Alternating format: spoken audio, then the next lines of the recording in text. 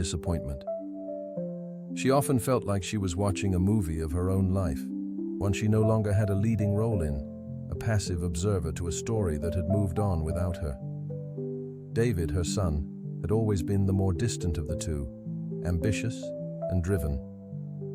He'd moved to Phoenix with his wife and kids 3 years ago, lured by the promises of warmer weather and career opportunities, and while he called occasionally, the calls had grown shorter, more perfunctory. He never asked about her health, just mentioned the weather. Carol, on the other hand, used to be a constant presence, always ready with a kind word, a helping hand.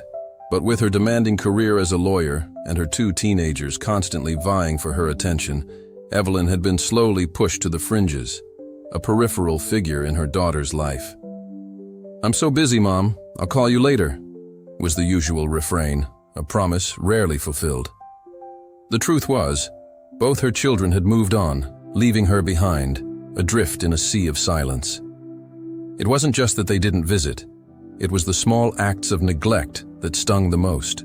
The forgotten birthdays, the unanswered calls, the sense that she had become an inconvenience, a burden rather than the loving mother she had always strived to be. She found herself thinking about it more and more, the thought gnawing at her, a dull pain that never seemed to go away. She attempted to get out of her chair but found it difficult, her joints stiff and achy. The fall had been about 4 months ago. She'd tripped on a loose rug, fracturing her hip. She spent 2 weeks in the hospital and another 6 weeks in a rehab facility. David called once. Carol didn't visit at all. The rehab nurses would ask her who she had to come see her.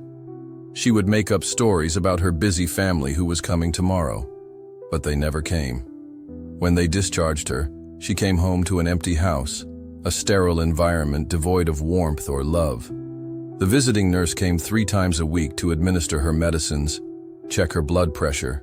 She found the young woman to be kind, but they never talked about anything beyond the basics of her health. The world outside moved on, while Evelyn remained trapped in her own private purgatory, her body weakening with age, and her spirit slowly withering under the weight of isolation. She knew that she needed help, that she couldn't continue to live like this, but the thought of reaching out to her children, facing the prospect of more rejection, was almost unbearable. There was a pride in her that had never allowed her to ask for help. Yet, here she was, an elderly woman alone in her house, abandoned by the very people she had sacrificed so much for. As the day wore on, Evelyn found